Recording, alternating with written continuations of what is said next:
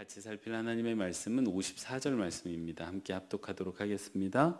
그들이 이 말을 듣고 마음에 찔려 그를 향하여 이를 갈거늘. 아멘. 첫 번째 기도 제목입니다.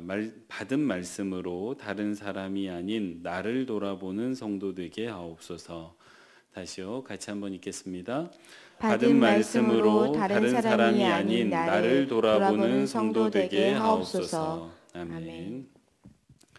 우리가 함께 살피고 있는 사도행전에는 두 종류의 사람이 나오고 있습니다. 첫 번째 종류의 사람은 복음의 말씀을 듣고 그 마음이 찔려서 하나님 앞에 회개하는 사람입니다. 대표적으로 사도행전 2장 37절에 나오고 있는데 말씀이 이렇습니다. 그들이 이 말을 듣고, 그러니까 복음을 들은 거예요. 그 복음을 듣고 마음에 찔렸습니다. 그래서 베드로와 다른 사도들에게 물어 이르되 형제들아 우리가 어찌할꼬 하거늘. 아멘. 여기 나오는 사람들이 어떻게 하고 있습니까? 베드로와 사도들이 이렇게 전하는 그 복음의 말씀을 듣고 그 마음에 참 감동도 되고 또 마음에 찔림도 되어서 자기 자신을 돌아보고 있습니다. 내 영혼이 어떠한지, 내 삶이 어떠했는지를 돌아보면서 결국 무엇을 깨닫게 됩니까? 이 새로운 말씀에 비추어 보니까 내가 죄인이구나. 하나님 앞에 이러이러한 것들이 잘못되었구나 라는 것을 깨닫게 된 것입니다. 그래서 뭐라고 묻습니까? 내가 어찌하면 좋습니까? 내가 어떻게 살아가면 좋습니까? 라고 다시 되묻고 있는 장면입니다. 반면에 오늘 우리가 함께 읽었던 본문에도 사람들이 나오고 있습니다. 이 사람들은 사내들인 공회원의 그 사내들인 공의회의 공회원들입니다. 이 사람들도 같은 말씀을 들었습니다. 비록 전한 사람은 조금 달랐습니다. 베드로가 전했느냐, 스데반이 전했느냐. 이 전한 사람은 조금 다르지만 분명히 같은 복음의 말씀을 들었는데 이 같은 말씀을 들은 그 반응이 너무나도 다릅니다. 이 사람들도 마음이 찔렸다라고 되어져 있습니다. 마음이 찔렸는데 이 사람들이 보인 반응은 하나님 앞에 나를 돌아보고 회개하는 게 아니라 이를 갈았다라고 되어져 있습니다. 나를 돌아보지 않고 그 말씀을 전하는 스데반을 바라보면서, 그러니까 나를 돌아본 게 아니에요. 다른 사람을 바라본 것입니다. 다른 사람을 바라보면서 이를 갈았다라고 되어져 있습니다. 그 마음에 막 분노가 올라오고 있는 게 느껴지시죠? 그렇게 했기 때문에 그들은 스스로를 돌아보지 못했고 스스로의 죄를 깨닫지 못한 채 오히려 그 말씀을 전하는 스데반 너가 죄인이다 라고 정죄하는 지경에 이르게 됩니다. 사랑하는 성도 여러분, 제가 두 종류의 사람을 이렇게 구별해 드렸는데 여기에 참 중요한 영적인 교훈 한 가지가 담겨져 있습니다. 같은 하나님의 말씀을 들었습니다. 근데 한 종류의 사람은 그 말씀을 가지고 나를 돌아봤고 내가 죄인인 걸 깨달았습니다. 그리고 그들은 구원을 얻었습니다. 반면에 다른 종류의 사람들은 같은 말씀을 가지고 나를 본 게 아니라 다른 사람을 봤습니다. 그리고 그 사람을 향해서 너가 죄인이다라고 말했습니다. 그리고 구원은 임하지 못했습니다. 여기에서 우리가 깨닫게 되는 것이 무엇입니까? 우리가 하나님의 말씀을 들었을 때 그 말씀을 가지고 돌아봐야 하는 것은 다른 사람이 아니라 나 자신이라는 것입니다. 나 자신을 돌아보면서 내가 하나님 앞에 무엇이 부족했는지를 돌아보고 내가 그러면 하나님 앞에 어떻게 살 것인지를 고민해야 한다는 것입니다. 그리고 그 하나님의 말씀에 어떻게 순종할지를 살펴봐야 한다는 것입니다. 그렇게 할 때 우리가 하나님과 동행할 수 있고 하나님의 복을 받을 수 있다는 것을 꼭 기억하시기 바랍니다. 그런데요, 우리가 말씀을 받았는데 그렇게 나를 돌아보지 못하면 여기서부터 좀 위험해집니다. 왜냐하면 악한 영이 여기서 틈을 타거든요. 악한 영이 우리에게 틈을 타면, 말씀을 받았을 때 악한 영이 틈 타면 나를 돌아보지 않고 남을 보게 합니다. 이 나를 돌아보지 않으면 그냥 돌아보지 않은 채 끝나버리면 좋겠는데 사람은 그런 존재가 아니에요. 말씀이 일단 내 안에 들어오면 나를 돌아보든지 아니면 다른 사람을 보게 되어져 있습니다. 중간은 없어요. 나를 보든지 다른 사람을 보든지 둘 중에 하나밖에 없습니다. 근데 나를 돌아보면 좋은데 그렇지 않고 다른 사람을 보면 어떻게 되느냐? 다른 사람의 허물을 들춥니다. 그리고 다른 사람 네가 이런 게 잘못된 거야. 너 죄인이야 라고 정죄하기 시작합니다. 무엇으로요? 말씀으로요. 그래서 깨닫지를 못하는 것입니다. 이 사내들인 공의원들이 그랬어요. 사내들인 공의원들이 말씀을 들었기 때문에 그 말씀으로 스데반을 정죄하고 있는 것입니다. 이런 경우에는 차라리 듣지 않는 게 낫습니다. 차라리 말씀을 듣지 않았더라면, 그 사내들인 공의원들도 말씀을 듣지 않았더라면 스데반을 정죄하고 스데반을 죽이는 일이 없었을 거예요. 그랬다면 차라리 나았지 않았겠습니까? 근데 말씀을 들어버렸기 때문에, 근데 그 말씀으로 나를 돌아보지 못하니 스데반을 돌아보고 스데반을 정죄했던 것입니다. 사랑하는 성도 여러분, 부디 하나님의 말씀은 나를 돌아보고 내가 하나님 앞에 어떻게 살아갈지를 고민할 때 내 인생의 복이 된다는 것을 깨닫고, 오늘 하루 나를 돌아보시고 남을 이렇게 돌아보지 마시고 나를 돌아보시는 모든 빛과 소금교회 성도님들 되시기 바랍니다. 두 번째로 살필 말씀은 60절 말씀입니다. 함께 합독하도록 하겠습니다.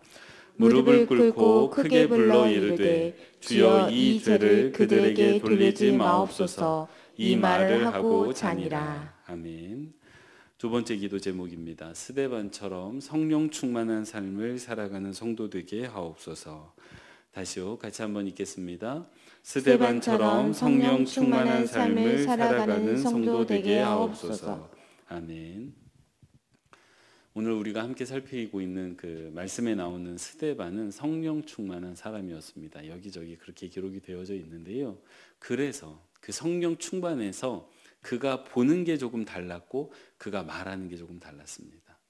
55절 말씀을 보면 그가 성령 충만하여 하늘을 우러러 봤더니 하늘이 열렸다고 되어져 있습니다. 그리고 그 열려진 하늘을 통해 예수 그리스도를 그가 보았습니다.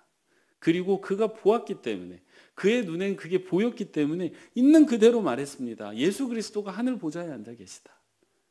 사랑하는 성도 여러분, 성령 충만한 사람은 그 눈이 열려져서 예수 그리스도를 바라보고 그 본 예수 그리스도를 전하는 사람인 걸 꼭 기억하시기 바랍니다.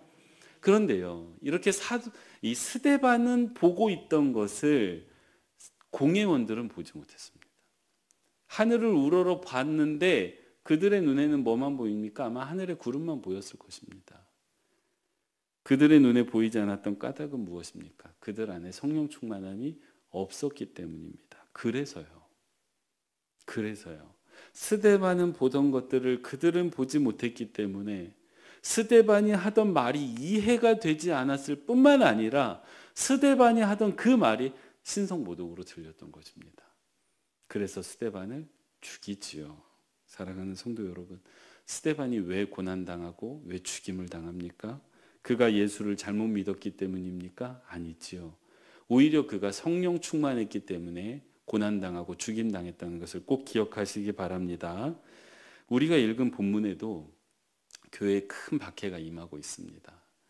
왜 교회에 큰 박해가 임했습니까? 그들이 하나님 앞에 잘못했기 때문입니까? 아니지요. 그 교회에 성령 충만이 임한 대로 행했더니 교회에 큰 박해가 임했다는 것을 꼭 기억하시기 바랍니다. 오늘날에도 그러합니다. 성도들이, 그리고 또 교회가 세상에서 살아가면서 우리가 하나님 나라에서 살고 있다면 문제될 게 없습니다. 근데 우리가 여전히 세상에서 살고 있기 때문에 여러 가지 어려움을 겪게 됩니다. 그 중에는 우리가 살아가는 삶의 방식이 주변의 사람들과 다르기 때문에 그 주변 사람들이 우리를 이해하지 못하는 어려움도 있습니다. 대표적인 게 헌금이에요. 대표적인 게 11조입니다. 이 성령 충만함이 없는 사람은 11조를 이해를 못해요. 교회에 들어와 있는 분들도 마찬가지입니다. 성령의 충만함이 없으면 11조하고 헌금하는 걸 절대 이해하지 못합니다. 그래서 묻습니다. 왜 하냐고. 굉장히 바보 같아 보이거든요. 작은 금액이 아니잖아요. 교회에 와서 시간을 내어서 봉사하는 것도 그들은 이해하지 못합니다. 그리고 무엇보다도 세상에선 이렇게 해야 되는데, 애들 교육 이렇게 해야 되고, 또 재테크도 이렇게 해야 되고, 노후 준비도 이렇게 해야 되는데, 그렇게 살아가지 않는, 세상을 따라 살아가지 않는 우리의 삶의 방식이 그들은 이해하지 못합니다. 그래서 왜 그렇게 사느냐라고 자꾸 물으면서 우리는 어려움을 겪게 됩니다. 세상과 다르게 살다 보니 세상에서 뒤처질 때가 있습니다. 세상의 기준으로 보면 바보 같아 보일 때가 있습니다. 그래서 신방을 다니다 보면 이런 이야기를 들을 때가 있습니다. 남들은 예수 안 믿고도 너무너무 잘 사는데 나는 예수도 믿는데 왜 이렇게 힘들게 사는지 모르겠다는 그 이야기를 들을 때가 있습니다. 왜입니까? 왜 우리가 예수도 믿는데 이렇게 힘들게 살아야 됩니까? 오늘 말씀에 따르면요, 우리 눈에 보이는 게 달라서 그렇습니다. 우리 안에 성령님이 계시다 보니까 눈에 보이는 게 다른 거예요. 세상은 보이지 않는데 우리 눈에는 보이는 것들이 있기 때문입니다. 그러다 보니까 세상을 사는 방식이 달라진 거예요. 그렇게 세상을 다르게 살다 보니까, 근데 여전히 세상에서 살다 보니 우리는 세상에서 어려움을 겪게 되는 것입니다. 그런데 사랑하는 여러분, 성령 충만한 사람이 세상에서 고통만 당하는 것은 아닙니다. 스데반이 죽음을 목전에 두고 그가 그가 마주한 것은 놀랍게도 죽음이 아닙니다. 우리가 죽음을 두려워하는 까닭이 무엇입니까? 죽음이 맞닥뜨리게 됐을 때 그 죽음 자체를 보게 될까 봐 두려워하는 것 아닙니까? 근데 스데반이 그 죽음의 현장에 있는데 그가 놀랍게도 보고 있는 것은 예수 그리스도의 얼굴입니다. 여전히 예수 그리스도의 얼굴이에요. 근데 그 예수 그리스도께서 나를 기다리고 계신 것을 보게 된 것입니다. 예수 그리스도의 뒷모습을 본 게 아니에요. 나를 바라보면서 웃고 계시고 나를 바라보면서 기다리고 계시고 손 내밀고 계신 그 주님을 본 것입니다. 제가 어제 이 말씀을 묵상을 하는데요, 요즘 제 딸아이가 생각이 났습니다. 요즘 제 딸아이가 이제 걷는 걸 넘어서 좀 뛰고 있는데, 이렇게 제가 좀 떨어져가지고 일부러 떨어져서 이렇게 앉아가지고 이렇게 팔 벌리고 아빠한테 오세요라고 하면 애가 그걸 너무나도 좋아하면서 막 웃으면서 달려오지 않습니까? 그래서 이제 와서 안깁니다. 그럼 이제 너무나도 좋은데, 마치 그런 것처럼 제가 제 아이를 조금 떨어져서 아이가 올 것을 분명히 알고 기다리고 있는 것처럼 주님께서 스데반이 올 것을 알고 스데반의 그 앞에 나타나셔서 팔 벌리고 기다리고 계신 그 주님의 얼굴을 보고 있는 것입니다. 그래서 스데반이 지금 자신의 영혼을 주님께 의탁하고 있는 것입니다. 사랑하는 성도 여러분, 성령 충만한 사람이 누리는 첫 번째 복이 바로 이것입니다. 내 영혼을 의탁할 곳이 있다는 것입니다. 세상에서 아무리 힘들었어도, 세상에서 아무리 큰 고통을 당했어도 성령 충만한 사람은 우리 영혼은 소멸하거나 낙심하지 않습니다. 왜냐하면 우리를 기다리는 그분이 계시기 때문입니다. 그리고 우리는 그분을 보고 있기 때문입니다. 그리고 우리의 영혼을 그분께 의탁할 수 있기 때문입니다. 스데반이 마지막에 자신에게 돌을 던지고 있는 그 사람들을 용서하고 있습니다. 그럴 수 있었던 이유가 무엇입니까? 바로 그가 예수 그리스도의 품에 안겼기 때문 아닙니까? 그가 예수 그리스도의 품에 안겨버렸기 때문에 더 이상 이 땅에 미움이나 원망과 그 분노를 남겨둘 필요가 없어진 것입니다. 그래서 그 예수 그리스도에게 내 영혼을 의탁해 버렸기 때문에 자신에게 돌을 던지고 있는 그 사람들을 용서할 수 있는 것 아니겠습니까? 그 마음에 미움이 없었기 때문에, 그 마음에 원망이 없었기 때문에, 그 마음에 상처가 없었기 때문에 그들을 용서한 게 아닙니다. 예수 그리스도의 품에 안겼기 때문에 그들을 용서했다는 것을 꼭 기억하시기 바랍니다. 이게 성령 충만한 사람이 누리는 두 번째 복입니다. 언제 우리가 내게 상처 준 그 사람을 용서할 수 있습니까? 언제 예수 그리스도께서 말씀하셨던 원수를 사랑하라는 그 말씀을 실천해 볼 수 있습니까? 내 마음의 미움이 사라지면요, 내 마음에, 내 영혼에 그 원망이 사라지면요, 내 마음에 있었던 그 상처가 다 치유되면 용서할 수 있습니까? 아니지요. 저희는 압니다. 우리는 그럴 수 있는 존재가 아니에요. 미움을 잊을 수 있는 존재도 아니고 상처를 떠날 수 있는 존재도 아닙니다. 그건 언제까지나 우리 안에 남아 있을 것입니다. 그런데 우리가 성령 충만으로 내 영혼을 그 예수 그리스도께 의탁했을 때, 그래서 내 영혼이 마침내 그 예수 그리스도의 품에 안겨 있을 때, 비로소 우리는 이 땅에서 받았던 모든 상처와 아픔을 용서할 수 있는 것 아니겠습니까? 사랑하는 성도 여러분, 오늘 우리는 스데반의 삶을 살폈습니다. 그는 성령 충만했기 때문에 이 땅에서 고통당했고, 성령 충만했기 때문에 자신의 영혼을 주님께 의탁했으며, 그 주님께 의탁했기 때문에 사랑과 용서의 삶을 살 수 있었습니다. 부디 오늘 하루 살아가시는 동안에 성령 충만함으로 나를 돌아보시고, 남을 보지 마시고 나를 돌아보시고 예수 그리스도께 내 삶을 의탁하고 영혼을 의탁하고 사랑과 용서의 삶을 살아가시는 모든 빛과 소금교회 성도님들 되시기 바랍니다. 기도하겠습니다. 사랑의 하나님, 오늘도 우리에게 말씀해 주시니 감사합니다. 오늘 말씀을 통해 나 자신을 돌아보게 하시고 스데반처럼 성령 충만한 삶을 소망하는 우리 모두가 되게 하여 주옵소서. 그래야 성령 충만함으로 오늘 내가 살아가는 세상을 다르게 보게 하여 주시고 다른 삶을 선택하게 하여 주옵소서.